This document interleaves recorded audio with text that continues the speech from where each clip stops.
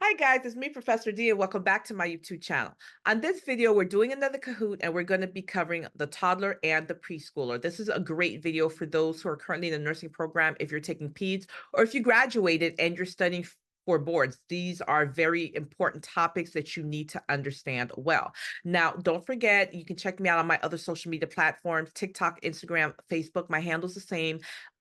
What is my handle? Nexus Nursing. My handle is Nexus Nursing. Now, the content that you'll find on YouTube, that is the content for the serious students. You want the good 20, 30, 40 minutes of contents to review. That is wonderful on YouTube. However, if you want surface learning, just quick learning, Instagram, TikTok, even my Facebook, but the longer videos you're going to find on my YouTube channel.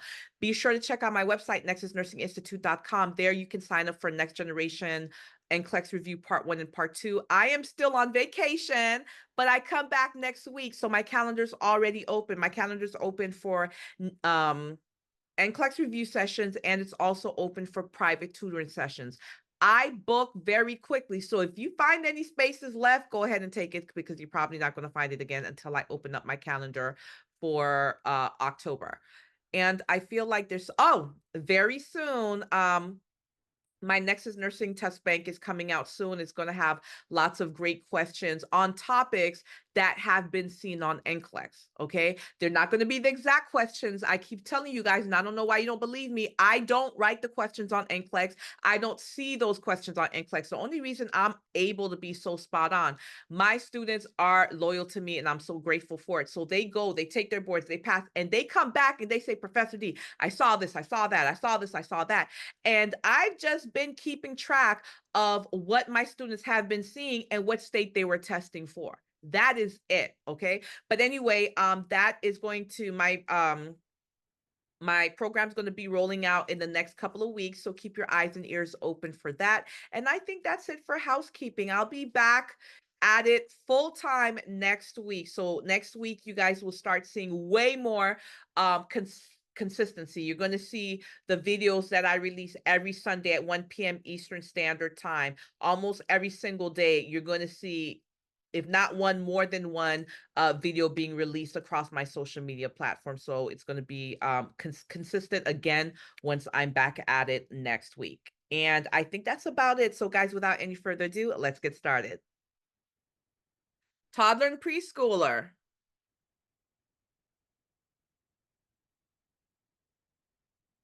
All right, first question. By blank years old, children can skip on alternate feet and jump rope and begin to swim.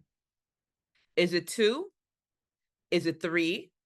Is it 4? Or is it 5?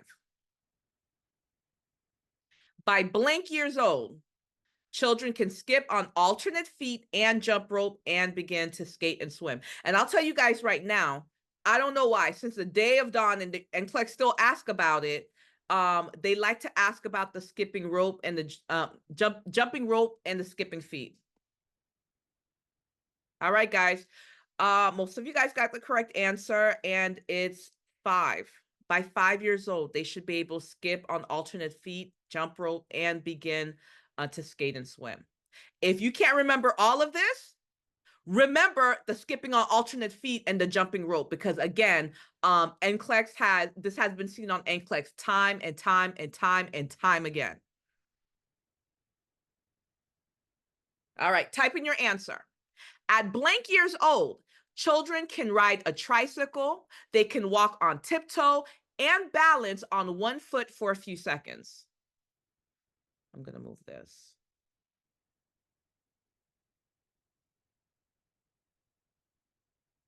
What do you guys think it is? Type in your answer. At blank years old, children can ride a tricycle, they can walk on tiptoe, and they can balance on one foot for a few seconds. By the way, for this question, the one that students see on NCLEX a lot is the riding the tricycle. So if you can't remember all of these, at least remember riding the tricycle. But again, guys, I don't write NCLEX. I don't know what's going to be on there. I'm just telling you what has been reported to me by my former students who have taken the boards.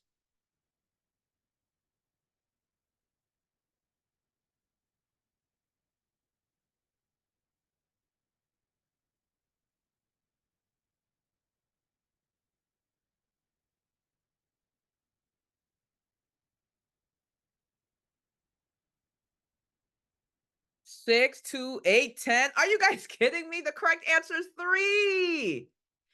By 3 years old, they should be able to ride a tricycle. And that's easy to remember because a tricycle has what? 3 wheels, right? Ride a tricycle, walk on tiptoe, and balance on one foot for a few seconds. They should do that by 3 years of age. Let me see what you guys put on here.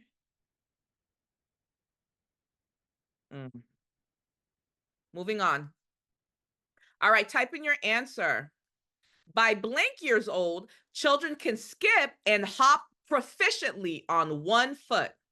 By what age can children skip and hop proficiently on one foot? So they're not alternating now. They can do it proficiently on one foot and they can skip. By what age?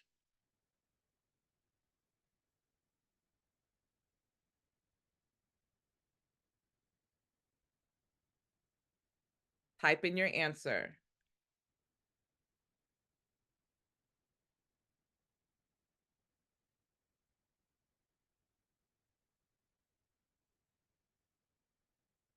Alicia Strong, BSN, we're going to have a problem.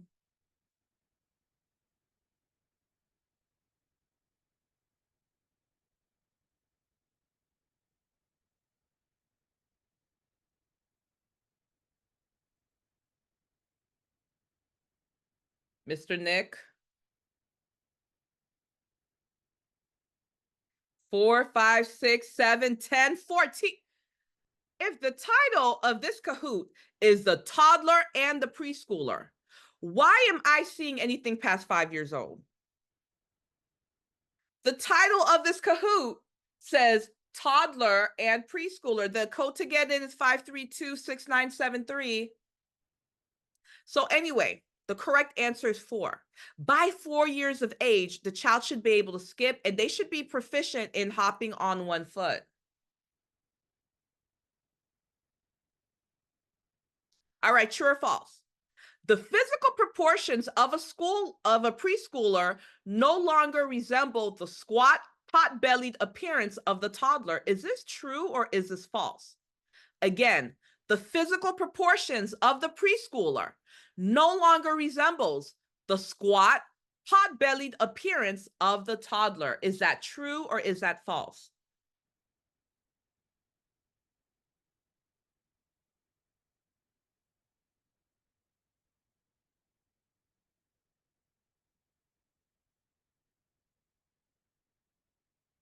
It's true. It's true. Here's the thing.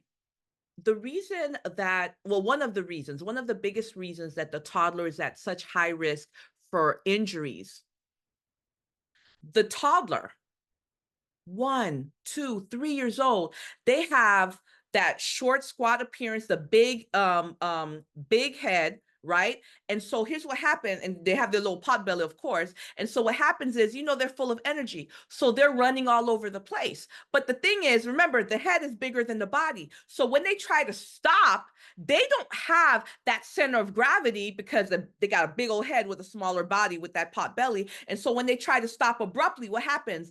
They topple over. So imagine that toddler outside by the pool, they're running and they try to stop, but what happens? They topple over and they topple right over into the pool, right? They cannot stop abruptly. They just don't have that center of gravity yet. But as they go from being a toddler to preschool age, right, their body starts to match the size of the head. They have more equilibrium. They have more center of gravity. You guys understand on the live? Zoom out, please. Okay, let me try. Oop, that didn't work. I'm trying, hold on. Is this better?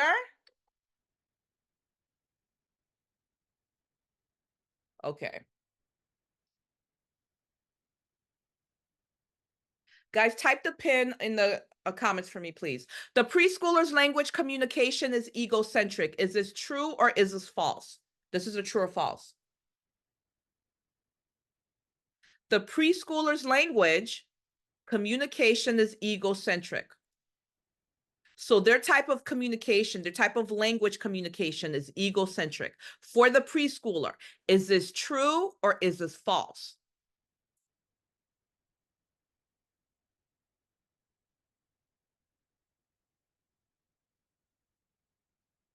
It's true. It is true. The preschooler is only able to view the world from their lens. And so they assume that everybody else views the world from their lens.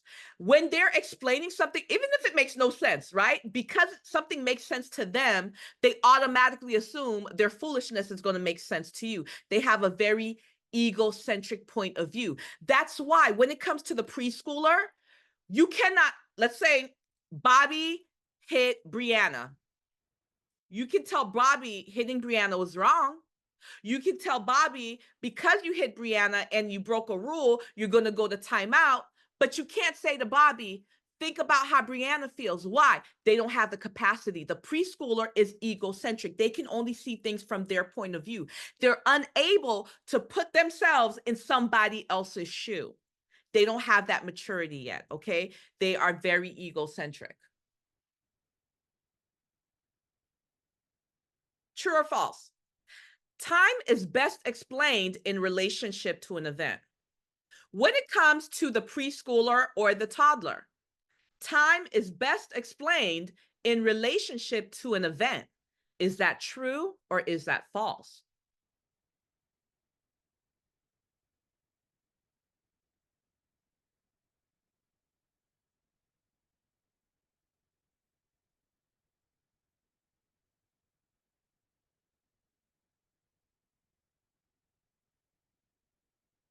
Very good. It's true. So if the toddler or the preschooler is hospitalized and, mommy had to go to work and she's coming back after work and the child is crying, they say they want their mommy. You cannot say to that child, oh, well, your mommy will be back at 6 o'clock. 6 o'clock means nothing to them. You have to tell them mommy will be back after dinner. Mommy will be back after SpongeBob, whatever. You have to give them an event to relate to because time means nothing to them. Okay?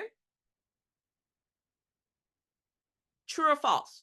Preschoolers' thinking is often described as magical thinking. Is that true or is that false? Do preschoolers have magical thinking? True or false?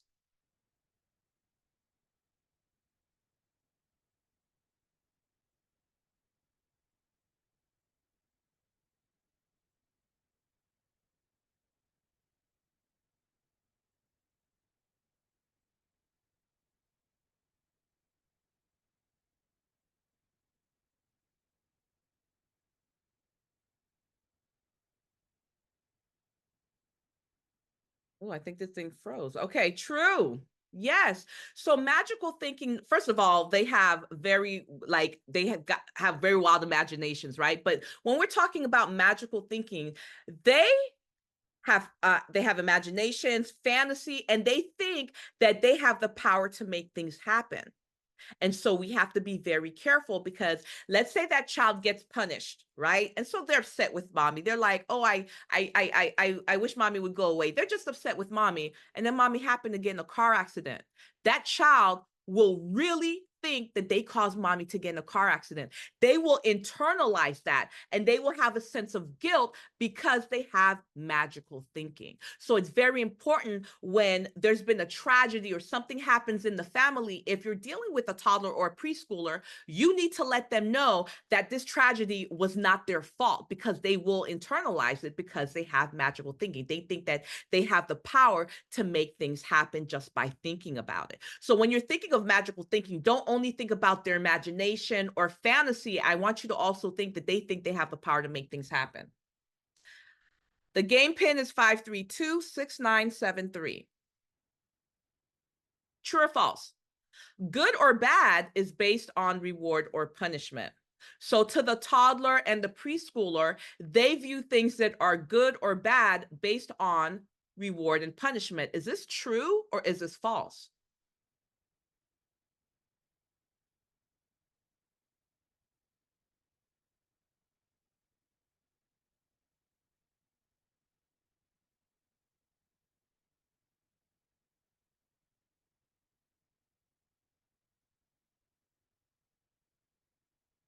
It's true. It's true. Here's the thing. Toddlers, preschoolers, They do things that are good or bad, but it's based on reward and punishment because they don't have that moral capacity yet. So if they're doing something, they're not doing it because it's the right thing to do because they don't have that moral capacity yet. They're doing something because they know they're going to get a reward or they won't get punished. So their behavior, excuse me, during the toddler stage and the preschool, especially the preschooler stage, because now they're starting to have more understanding, it's based on reward and punishment, not good or bad, because again, they don't have that moral development yet. I say this all the time. Toddlers, I call them tiny terrorists, right? They don't have that moral development yet. Their behavior is based on reward and punishment, not good or bad. All right, type in your answer. Which item is super important to the preschooler when they have a boo boo? When a boo boo is present, which item is super important? And I'm going to explain to you why. Type in your answer. Child has a boo boo, which item you better have present or you're in big trouble?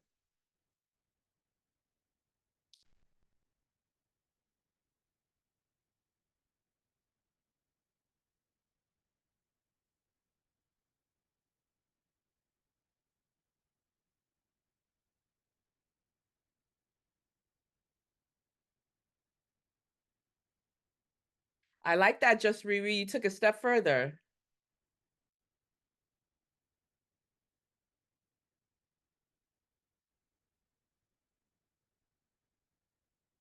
Yep.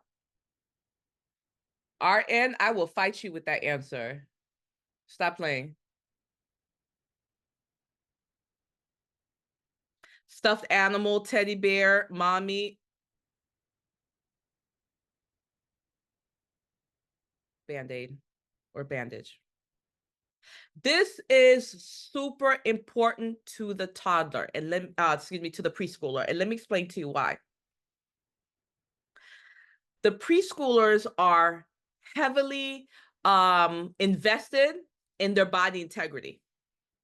Anything that can possibly disrupt that body integrity, they are very fearful. You hear me? What do I mean by that? Anything that can cause a cut, an opening in their skin, basically a disruption to the integrity of their body, they are going to freak out. Why? They think their insides are going to leak out of the cut. So if you have a tiny little cut and you bleed, they see that tiny little blood, they see it as their insides leaking out. And so a band-aid is so important to the preschooler. Extra points, like someone said on the live, extra points if the band-aid is their favorite color or has their favorite character on it. But band-aids are super important to the preschooler when there's a boo-boo. Matter of fact, maybe even more important than the parent. Definitely more important than a stuffed bear. Why? Because they have an intense fear, again, of a disruption to their body integrity. They're very fearful of invasive procedures, of shots, anything that can cause a cut, an opening, anything like that, okay?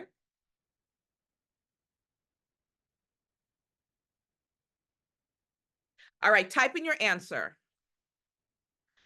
The child's vocabulary increases dramatically from 300 words at 2 years of age to more than how many words at 5 years of age?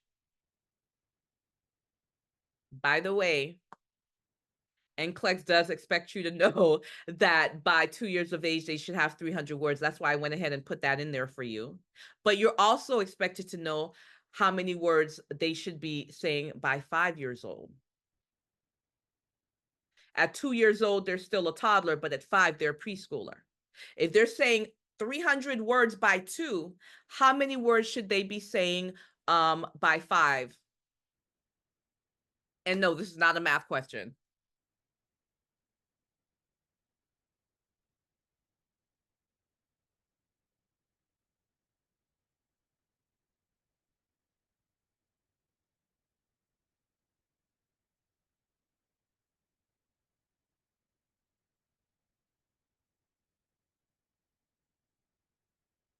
2,000, 2,100, 400, 600, 700. All right, so let me tell you what the correct answer. The true correct answer is 2,100. The reason I allowed 2,000 is because NCLEX is fair, right? So depending on how the question is worded, you may get 2,000, you may get a range 2,000 to 2,100. So that's why I put both of them in there. But what they're not going to do is give you an answer way outside of that range. That's why I allowed 2,000, 2,100. However, if we're going to be exact, it's really 2,100. Okay, guys, but the reason I'm saying this to you is because I don't write the exam. So I want to make sure you knew that.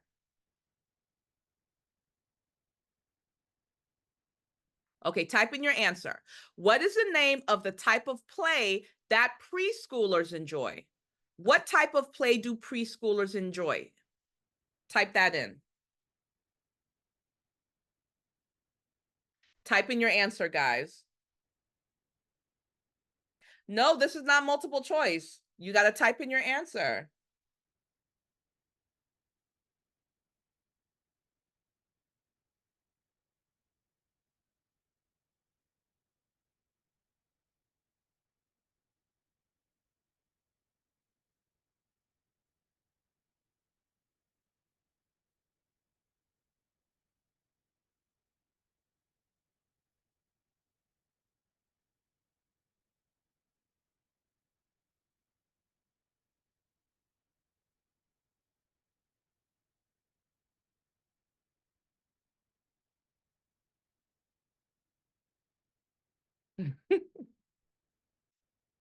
All right, let's see what you guys said.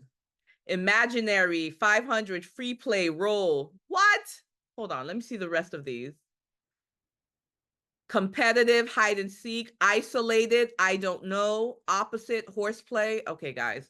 So the type of play that preschoolers like to play is called associative play.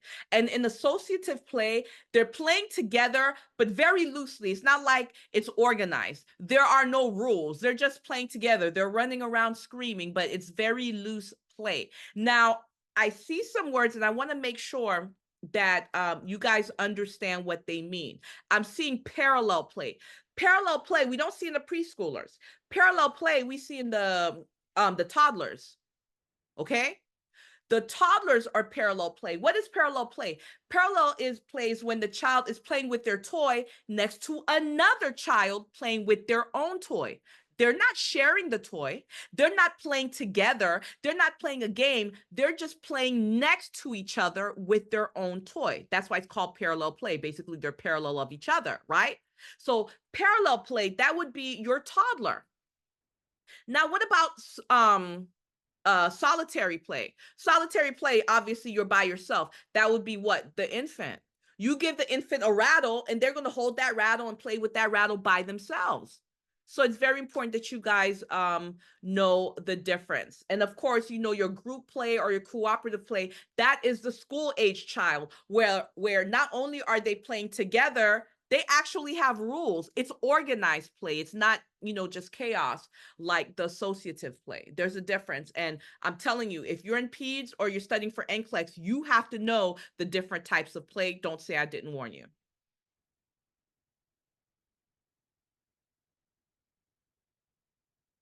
All right, type in your answer. Lots of answers for you to type in.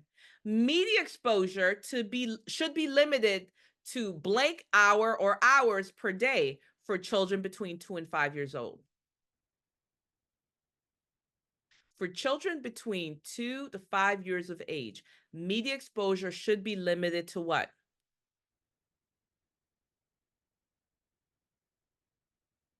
To blank hour or hours per day. What do you think?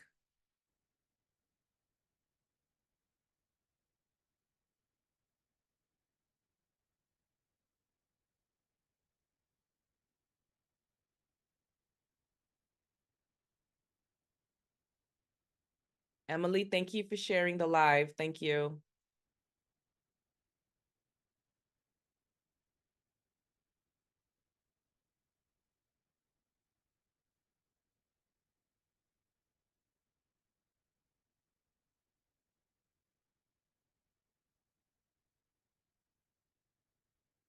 4, 10, 2, 1, 1. 1.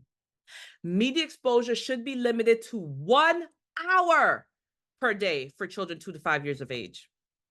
And not for nothing, guys, if you're testing and you don't know what the answer is, it's always a good idea to be on the conservative side. You know how I always tell you in nursing, we always go from least invasive to most invasive? Same mindset. Always try to be on the more conservative side. If you have no idea what the answer is, choose the most conservative answer, okay? All right, type in your answer. The appearance of imaginary friends typically occurs between 2.5 to how many years of age? Imaginary friends. Around when do they start to appear? Between 2.5 to blank years of age. When do we start to see imaginary friends?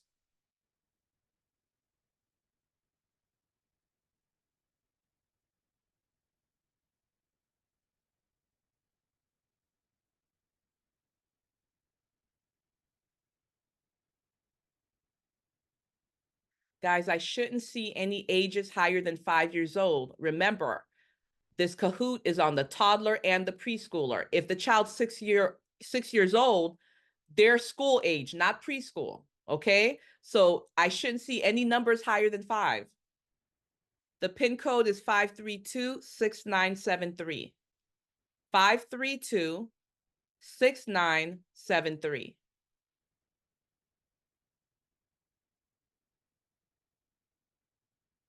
Seven, 6, 4, 3.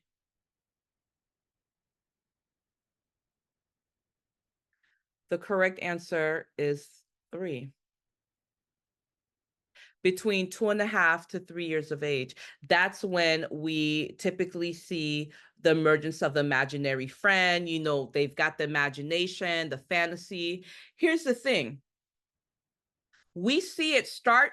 Wait, I'm not going to tell you when it disappears because I think that's the next slide. I'm going to explain to you why. So I'm not going to tell you, but this is important, and NCLEX expects you to know typically when you see the imaginary friends appear, and also when you expect them to disappear and why. So you got to know those 3 things. So for now, you know when imaginary friends appear between 2.5 to 3 years old. The next 2 you have to know is when they disappear and why. All right, at what age should the child be able to copy a circle or imitate a cross? Type in your answer. And while you're typing in your answer, I'll tell you the answer to the other 2 because I thought I made it a slide, but I guess not. We tend to see the imaginary friends disappear around 4 to 5. And the reason we see that is because they start what? Preschool or regular school, right? Kindergarten. So their brain is being occupied because they're in school. They have a teacher, they have friends, they're learning, they're coloring, they're doing all these activities. And so that imaginary friend that the child would typically need if they were, home, they didn't have any siblings, they don't need that anymore because, they're being stimulated, right? So that's the age where we tend to see the imaginary friends go away. And now you know why. But back to this question.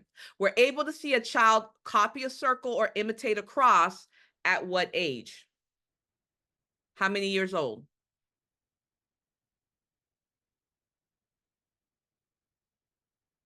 2, 9 months, 9 months. The correct answer is 3. At 3 years old, they should be able to copy a circle or imitate a cross. Guys, how are you going to say 9 months when we are talking about toddlers and preschoolers? Let me tell you something. Up until 12 months, you're an infant. Right? So if we were talking about infants, we would be talking about from newborn to 12 months. Once you're 12 months, once you're 1 years old, or, no, not 1 years old. There's not S to it. 1 year old? Is it 1 years old or what? It has to be 1 year old. There shouldn't be an S on the years because it's 1, right? Well, English isn't my first language. You guys know what I'm saying. When the child is 1, they're now what? A toddler. Thank you. 1 year old. Thank you. Anyway, you need to know this, guys. So by 3, they should be able to copy a circle, imitate a cross. When it comes to NCLEX, the one they ask about most is a circle. So if you can't remember both and you have to only remember one, make sure you remember the circle, okay? Last question, type in your answer. At what age would you expect more aggressive behavior, including motor activity and offensive language? Again, we're only dealing with toddlers and preschoolers, so please keep your answers within that age range. At what age would you expect more aggressive behavior, including motor activity and offensive language? Guys, use your critical thinking. Don't just guess a number.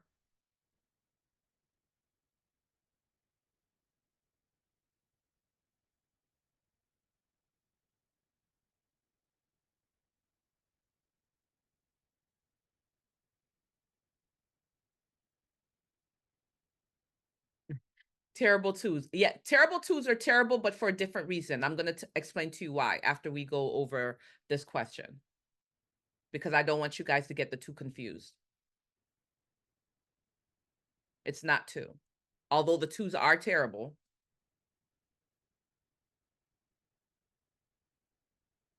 4, 5, 3, preschool. The correct answer is 4. Why? Because at 4, they're what? Going to preschool. Right? And so now they're being exposed to other children that come from different households that have older siblings that are exposed to more than that they may have been exposed to, right? And it's like survival of the fittest. So we tend to see more aggressive behavior when the child was at home, they were only a child, or they had their siblings and they knew how to share or they didn't have to share, to now being in an environment where you feel like you're in the jungle. So those children who are going into preschool that are now being exposed to all of these different elements, this is the age where you'll now, start to see more great aggressive behavior, including motor activity, the pushing, or even offensive language. And when I say offensive language, it doesn't have to be a curse word. It could just be, saying shut up, right? That's offensive language. That's not nice. Or calling someone ugly. That's offensive language. That's not nice. All right. Now, somebody in the live, I saw a lot of twos and someone said terrible twos. Yes, the twos are terrible, but let me explain to you why. And this is something else you need to know because NCLEX expects you to know it. And if you're taking PEDS, most likely you'll see this as a test question some way, somehow. The 2-year-old toddler, the reason they're so terrible is they're starting to develop a sense of autonomy. What is that word autonomy? What does that mean? That means where they want to make decisions for themselves. And so they test out what's that word? When you want to test somebody, you want to I can't think of the word, but you basically want to test the limits, right? So at the age of 2, you want to know what their favorite word is? No. No. And they will say no just to say no. Why? Because they're trying to establish their own their own sense of self, right? That sense of independence. They want to establish autonomy. So they'll even say no when it is something they want. So for example, you could say, "Oh, would you like this candy?" They'll say no and still run up to you to get the candy. Why? They're saying no because they're trying to establish that independence. So that's why the twos are so terrible, because they're trying to establish autonomy. That is the key word that you need to know for the 2-year-old toddler. All right, guys. So that is the end of this Kahoot. If you guys would like to see more content on, or maybe you want me just do, because there's a lot of information you guys have to know when it comes to PEDS. I can make a whole Kahoot on the toddler loan and the preschooler loan. If that's something you're interested in, please go ahead and let me know in the comment section. That's definitely something I'm willing to do for you guys. Now, let's see, is she doing another one? Not today. After this Kahoot, I'm off. Guys, I don't come back to work until next week. I'm still on vacation, right? Next week, I'm going to be more consistent with my videos, posting content, and you guys are going to get a lot more Kahoots. When I come back next week, you'll get a Kahoot almost every single day, but I'm trying to enjoy my last couple days of vacation before I go back. All right. All right, guys, let's see how you did.